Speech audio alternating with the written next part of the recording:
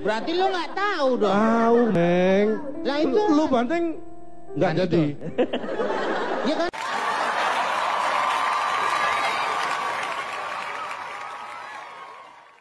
Dan di sebelah... Habis. Nggak usah, Meng gini. Meng. Segede gini, Meng. Nggak ada orang, Bang. Nggak ada orang. Meng, dia kelihatan, Meng. Segede gitu dia. Sentimen. Cak Lontong. Iya, terima kasih. Salam lemper. Kali ini Cak Lontong mewakili siapa ya ini ya? Adalah saya Persatuan Orang TBC. TBC, yo, tuberkulosis. Oh, bukan, ini nggak ada hubungannya dengan penyakit. Oh, TBC itu berarti apa? Tinggi, besar, cakep. Cie. Cakep dari mana cakep? Gini, yang saya maksud yang saya wakili. Oh, yang bukan wakili. berarti saya cakep, bukan. Yang saya wakili itu cakep. Ah, Pak, kurang ajar. Kenapa? Itu bapak saya wakili. Meng, sebentar. Saya juga. Kamu sebenarnya anaknya siapa itu? Tiap episode bapaknya ganti. Nggak, Kemarin Suroso, sekarang wakili. Suroso bapak. Surosonya bapak. Ya. Kalau wakili uak saya, Pak. Waknya. Iya, namanya kili-kili, panggil uak. Makanya wakili ya. Bagian bawa-bawa nama bapak gue. Bapak gue. Bapaknya dia, bukan bapak lu. gue. Ah, gue jenggut nih. Ya, Cak Lontong. Jadi data yang saya punya bahwa banyak sekali orang-orang kurus itu yang sukses, Pak. Kayak saya, orang kurus kan. Iya. Sebenarnya sih nggak kurus. Saya yang termasuk ideal. Banyak cewek, lo kok lo emang bener ideal. Banyak cewek-cewek yang merindukan tubuh-tubuh seperti saya. Contoh saya jalan gini nih, Iya. set muat. Oh gitu, Ibu benar. itu lewat nyangkut. Iya, iya. Kagak bakal lewat situ. Kalau misalnya ketemu di gang aja, ibu itu pasti yang lainnya pasti mundur dulu, cari ruang, baru jalan. Maaf. Iya. Jadi ibu itu atau mungkin ibu itu lewat. Iya. Kucing di belakang. Kucingnya muter arah. Itu adalah bentuk penghargaan. Pernah ada kasus dia lewat di belakang ibu hamil 5 bulan, Pak. Begitu dia keluar gang, anakku udah SMA. Bentar. Interupsi, Pak. Lo dari tadi ngomong dia punya data. Sekarang lo ngomongin keluarga siapa sih? Oh iya. Ngomong. Abang sih. Mereka sadar tuh mereka gampang tertangkap. Lalu orang gemuk itu sebenarnya menyejukkan dunia. Loh? Nah, baru tahu kan? Ya kan, contoh. Menyejukkan. Ketika upacara nih Pak, di tengah lapangan, Iya. ya kan? Orang-orang begeng, Iya. macam Uca, Betul. berlindungnya di siapa supaya dingin, Pak? Betul. Dari Iya orang-orang yang besar ya. Exactly. Iya. Jadi dia menyejukkan dunia. Tapi yang paling menurut saya fenomenal adalah orang gemuk ini mempunyai tingkat kebisingan rendah. Loh, dari Ya, mana? jadi artinya polusinya tuh rendah ya. Contoh kalau orang kurus kayak Uca lah, Iya. dia nabrak tembok, Iya. Pak, bunyinya apa? Brak, Iya, ya kan? karena tulang ya. Tulang. Betul. Brak, gitu Iya, kencang Pak. betul. Tapi kalau orang gemuk, kalau dia nabrak tembok, Iya. bunyinya tuh buk. Ah, nggak begitu Pak, berisik, Pak. interupsi, Pak. Tapi Iya. kalau temboknya rubuh, bunyi wah. Benar. Tapi menurut saya juga polusi kebisingannya lebih keras dari yang besar-besar. Betul, Pak. Oh ya? Coba bertiga yang gemuk-gemuk bertiga disatuin ya, Iya. dalam waktu bersamaan kentut kalau nggak meledak tuh. Ya Bapak. Iya. Ambil Ya. napas. Duh. Orang saya aja, Pak, teman saya gemuk, nginep Iya? di rumah saya, Pak. Tetangga pada datang nyalamin, Pak. Kenapa katanya? Hebat Pak Komeng, udah jadi orang kaya, udah punya genset sekarang. Padahal dia tidurnya ngorok, Pak. Bapak. Jadi kalau kadar ngoroknya justru lebih bising, Pak. Iya, lebih bising. Kadar ngoroknya ya. Nah, saya ingin tanya sekarang sama Cak Lontong.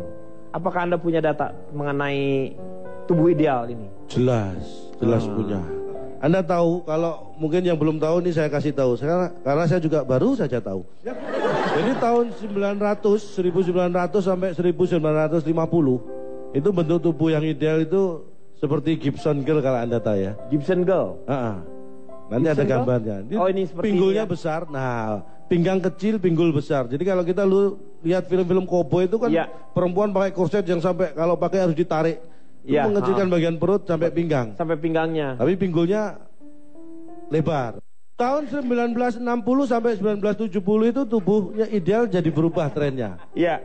Jadi ya kalau Anda tahu yang namanya 3G lesson ya, tahu ya. Nah, krempeng-krempeng ginilah. Ini tahun 60-70-an ini ngetren nih. Gaya-gaya yang seperti ini. Di Indonesia tuh Cantik, disebutnya twiggy agak tomboy gitu ya kan. Kemudian tahun 1980 sampai 2000 ada perubahan lagi. Iya. Yang dianggap masih ideal tuh wanita yang langsingnya tapi kenceng. Agak atletis gitu. Naik motor itu cewek. Maksudnya kenceng itu badannya kenceng, bukan ngebut. Beda kata ngebut sama Lu banting nancep nih. Pak punya saya itu Pak. Terus itu tadi di 80 sampai 2000 itu jadi. Mana yang 2 sampai 2000 itu adalah? Mungkin ini. Oh bukan. Bukan.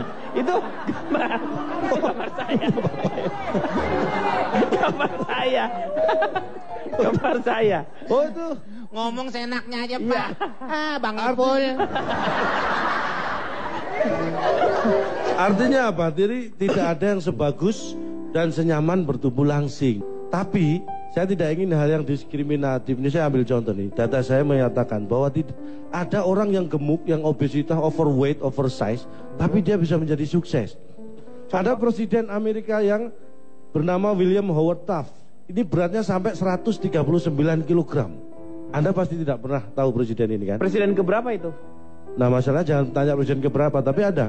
William Howard Taft. Berarti lu nggak tahu dong. Tahu, Meng. Lah itu Lu banting nggak Kan jadi. Ya kan harusnya tahu ngomong, harusnya tahu tuh presiden yang keberapa, terus siapa. Kan presiden Amerika, bukan presiden kita. Ngapain kita ngitungin? Lalu ngapain ngomong? Ini hanya untuk memberikan data. Iya. Kita hanya memberikan data bahwa ada orang yang oversize tapi bisa sukses. Presiden Amerika ada. Ada penyanyi yang namanya Roger Gillen, itu beratnya sampai 132 kg. Direktur, ini presiden direktur di eksekutif ya. Negara mana itu? Tadi Amerika, yang Enggak, ini itu Inggris. presiden direktur, kan presiden juga. Ini perusahaan, Mek. Oh bukan negara. Makanya sekali-sekali kerja dong. Tidak gimana? Perusahaan. Perusahaannya siapa itu? Yang ada kerjaan, Meng. Lama-lama dia kesel nih, Pak. Ya gua yang dia dong Pak. Masa lama-lama dia kesel Pak. Lu yang kesel lu. Aku nggak merasa kok. Lu yang kesel harusnya. Iya, harusnya, Sah. Jangan dia. Tapi kan saya nggak merasa kesel. Ya, Kenapa sih? Iya, kamu tidak merasa kesal tapi nadanya kamu kesal. Jangan terjebak nada dong. Nah. Esensinya. Esensi.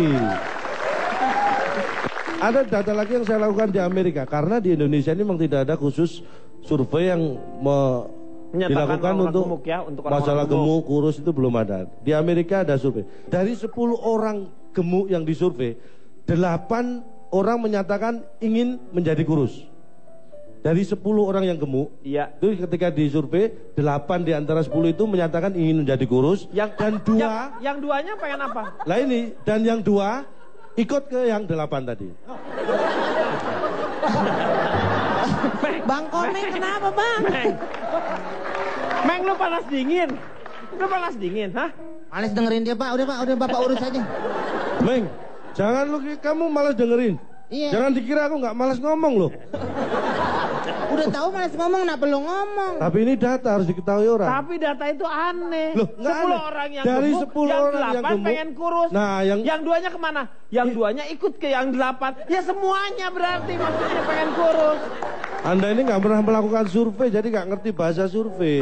Anda ini bukan hanya pandai mempermainkan kata-kata, Iya. mempermainkan Orang-orang yang ada di sini menurut saya Iya. Pak. Saya kalau nggak Bapak yang bawain acara, saya udah berantem Pak. Saya masih menghormati harus Bapak. sabar, Meng, harus sabar. Ini kita belajar di sini tuh belajar Kira dia kesabaran. memang tinggi, saya takut Pak. Saya juga banyak nih teman saya Pak. Iya. Jangan, Makanya aja merasa begitu Pak. Meng, jangan salah, Meng. Salah dari mana? Mereka Pak? juga teman-teman saya. Gak mungkin. Ya udah biar mereka yang berantem, kita nggak usah. Ya udah kalau begitu Pak. Iya, oke.